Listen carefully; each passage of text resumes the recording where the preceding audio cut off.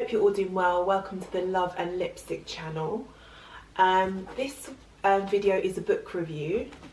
So the book is called I'm Glad My Mum Died by Jeanette McCurdy. It's such a really striking, it's a really striking title. I was shocked by it when I saw it, to be honest with you. Before we dive into the book review itself, this is just a disclaimer for anyone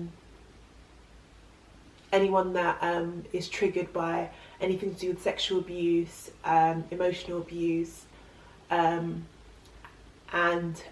eating disorders such as anorexia and bulimia, because I will be touching on that briefly during this book review as well.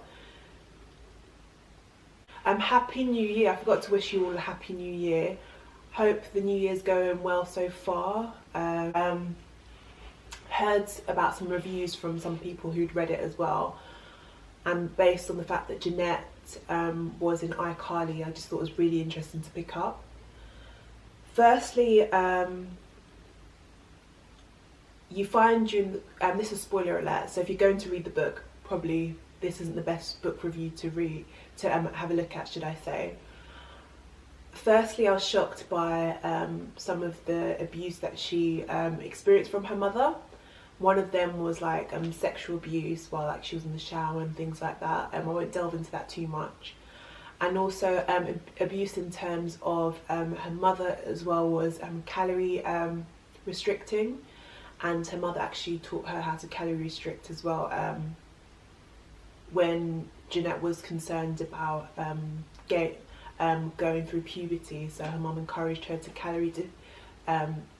go on a calorie deficit diet basically, and that led to like a multitude of eating disorders such as anorexia and bulimia, which she suffered with for a long period of time as well.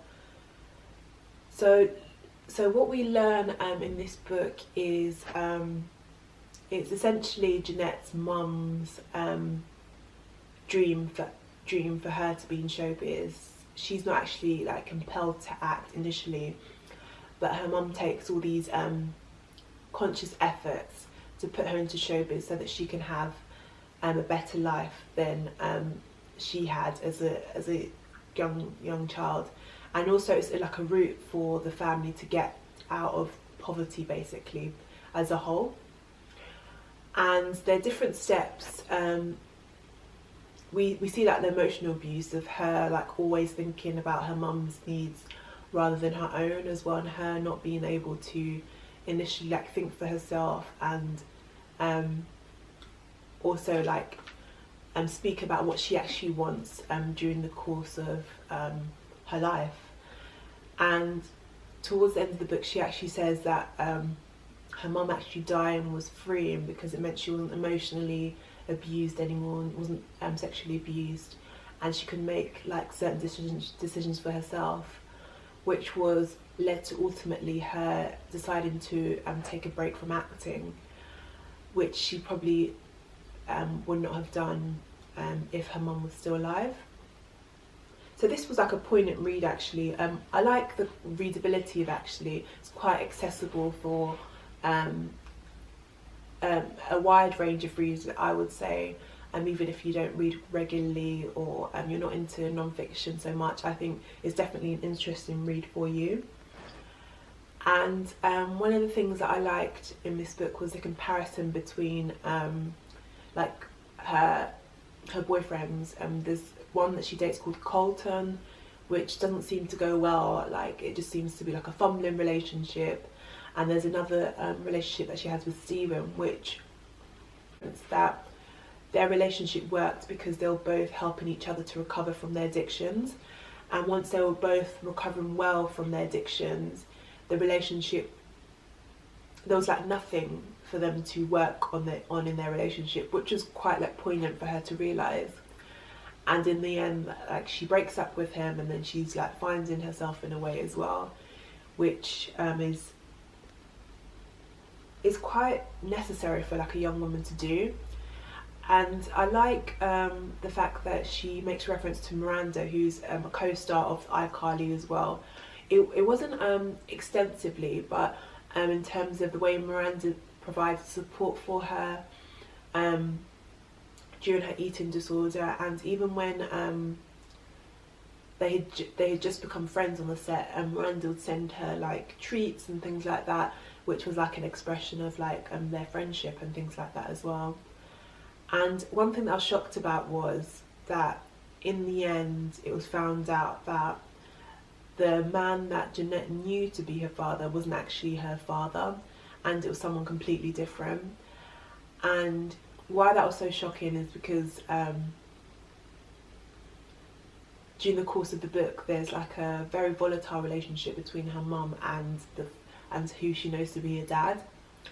And in the end, for us to find out that through her mum's death, that it's someone completely different, that's not her dad at all. And we see like Miranda in that way supporting her to find her dad, basically.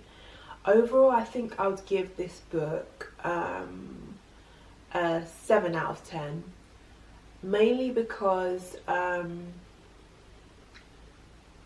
I think some of the aspects of the book were a bit difficult, especially her some of the abuse that she's described as well.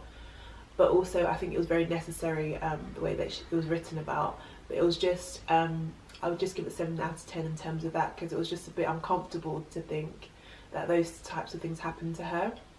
And it was just like a reminder for me as well that often we see these personas on TV, and I know Jeanette made reference to this as well. Sometimes she would be spotted out and someone would say, "Oh, are you Sam?" And she'd be like, "Nope, I'm not Sam." Because sometimes she didn't want to deal with like the fame aspect, but also her life seems to be quite different from Sam's, even though like it's this happy-go-lucky person on iCarly, whereas behind the scenes there was a lot going on in her home life that made her quite dreary and drained and things like that as well. So it was just like one of those, obviously it's acting, but it's very difficult for us sometimes to pull away the actual actress and actress from the character, basically.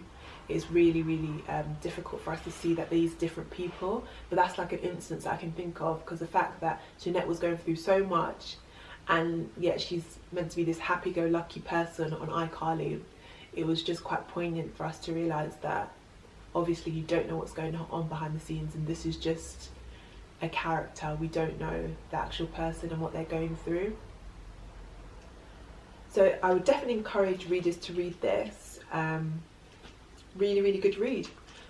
So this ended my December, basically. I think I finished reading it, early Jan.